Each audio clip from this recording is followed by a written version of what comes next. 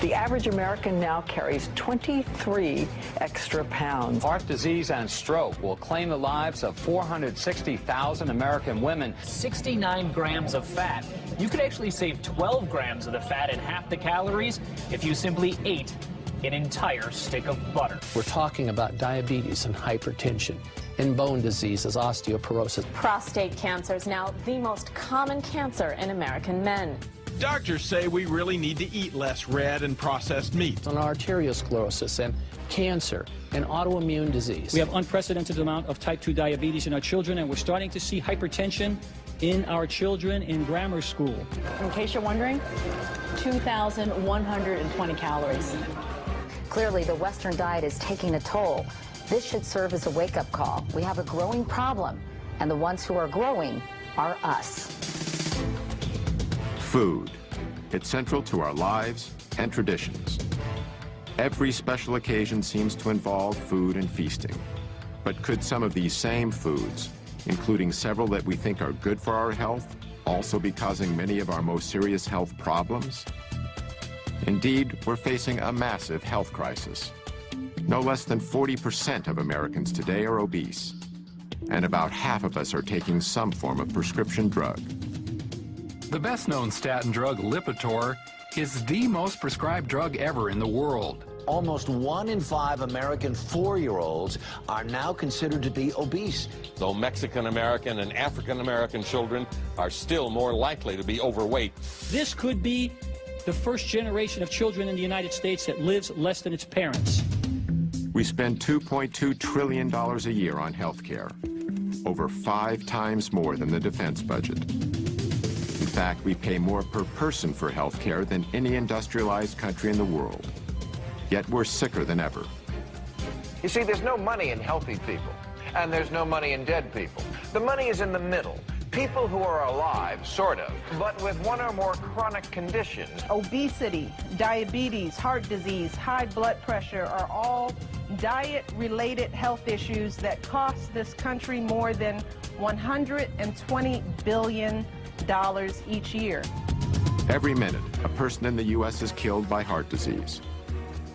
1,500 people a day die from cancer. Combined, these two diseases kill over 1 million Americans every year. Cases of diabetes are skyrocketing, particularly among our younger population. Diabetes. Life-threatening diabetes. 1 out of 3 people born in the U.S. today will develop this crippling condition during their lifetime. Millions of others suffer from a host of degenerative diseases. Millions more of us are so stimulated by sugar, coffee, and energy drinks that we've masked our chronic fatigue. But could there be a single solution to all of these problems? A solution so comprehensive, yet so straightforward, that it's mind-boggling that more of us haven't taken it seriously? Someone has to stand up and say that the answer isn't another pill. The answer is spinach.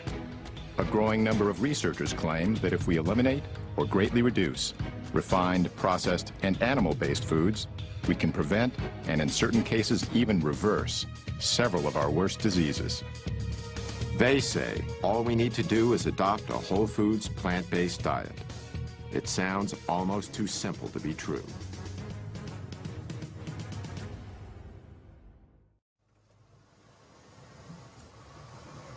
You might not expect someone like me to explore the connection between diet and disease. On my way over, I drank these 2 Red Bulls. I also had a 12-ounce Coke and another half of a 12-ounce Coke. I haven't always lived the healthiest lifestyle, and I've eaten more than my share of fast food. But as part of my effort to learn more about the link between food and health, I visited 2 physicians in Los Angeles, Dr. Matt Letterman and Dr. Alona Pulday. Hi. How you doing? Nice to meet you. Nice to meet you too. Is Dr. Pulday? Hey, Dr. Pulday. Pleasure to meet you too. Both are MDs. Dr. Letterman was trained in internal medicine and Dr. Pulday in family practice. They incorporate a whole plant foods nutrition plan into the treatment of their patients. Okay. Let's get started on that and then we'll do some talking. 142.82. I found out a lot more than I expected. Like a lot of Americans, I thought my health was pretty good. I had no major diseases that I knew of. But I hadn't had a thorough checkup in a while, so I decided to get one. When Dr. Letterman gave me the results, it was a real wake-up call. I gotta say, I'm kind of shocked. I'm really worried about my blood work numbers. 240 and 241 for my cholesterol is way higher than it's ever been. I got this 6 number. That, to me, is the most worrying number I got. The 6 number was the result of something called a CRP test, which measures the inflammation in my heart and blood vessels. This put me in the high-risk category for a heart attack.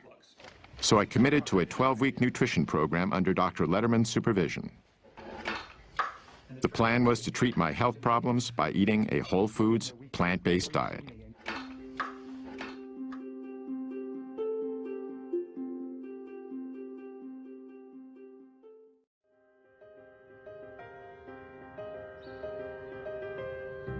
Joey Acoin lives in Tampa, Florida, where he owns and operates a landscaping company. I tell everybody, the joke with everybody with me is, I don't eat to live, I live to eat. And my whole life, I ate whatever I wanted. In 2004, doctors discovered Joey had a dangerously high cholesterol level of 320 and a hazardous blood sugar level of 480. This not only made him a type 2 diabetic, but a prime candidate for a heart attack and a stroke. This is my daily pill regimen. I got 2 pills I take for my diabetes, then I got 1 for cholesterol, 1 for high blood pressure, and then I take Byetta, which is an injectable medicine, every morning before breakfast and every night before dinner. And that's what I've been doing for almost 4 years now. And I know it makes me tired, and I just don't feel normal. I only sleep 4 hours a night or so. I just hate taking them.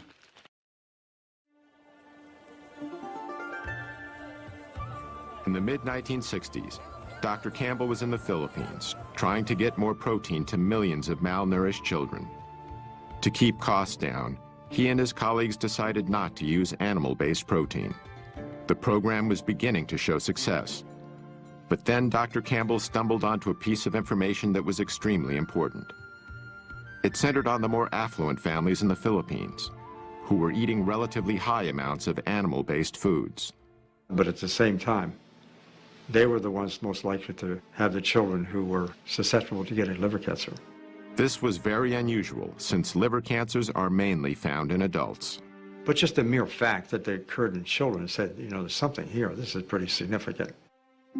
Shortly afterward, Dr. Campbell came across a scientific paper published in a little-known Indian medical journal.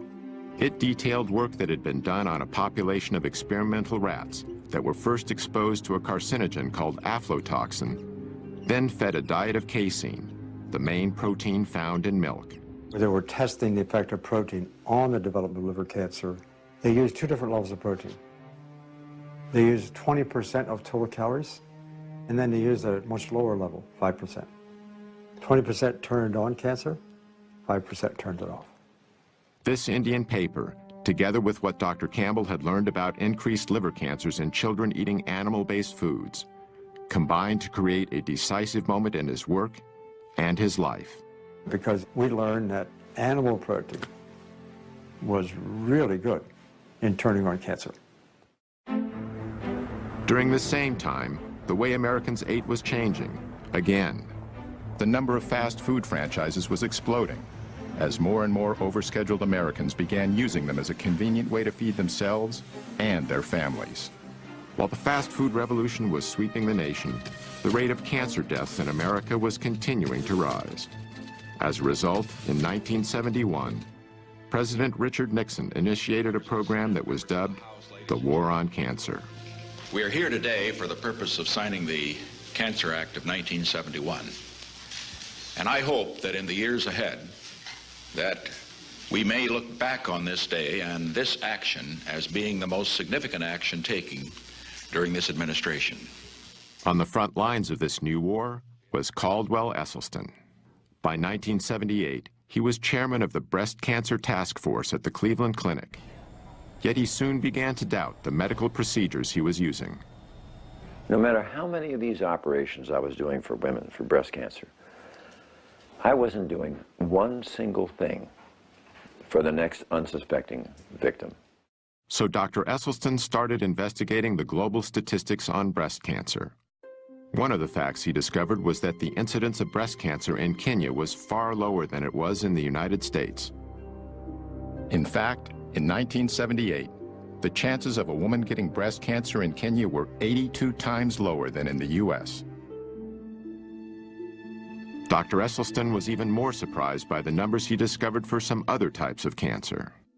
In the entire nation of Japan in 1958, how many autopsy-proven deaths were there from cancer of the prostate? 18. 18 in the entire nation. That, to me, was about the most mind-boggling public health figure that I think I'd ever encountered. In the same year, the U.S. population was only about twice the size of Japan's, yet the number of prostate cancer deaths exceeded 14,000. Dr. Esselstyn also discovered that in the early 1970s, the risk for heart disease in rural China was 12 times lower than it was in the U.S. And in the highlands of Papua New Guinea, heart disease was rarely encountered. The link he noted between all the areas he studied was simple. Virtually, the Western diet was non-existent. They had no animal products. They had no dairy, no meat. Even more compelling to Esselstyn was some historical data that had long been overlooked. In World War II, the Germans occupied Norway. Among the first things they did was confiscate all the livestock and farm animals to provide supplies for their own troops. So the Norwegians were forced to eat mainly plant-based foods. Now we look at the deaths in Norway, just antecedent to this period, from heart attack and stroke. 1927, 1930, 35, look right up here, right at the very top, 1939. Bingo! In come the Germans. Immediately, 1940, wow, 41, 42, 43, 44, 45. Have we ever seen a population have their cardiovascular disease plummet like this from statins, from bypass surgery, or from stents? No.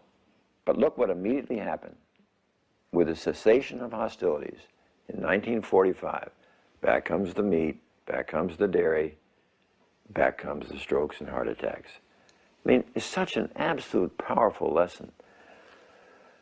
But we didn't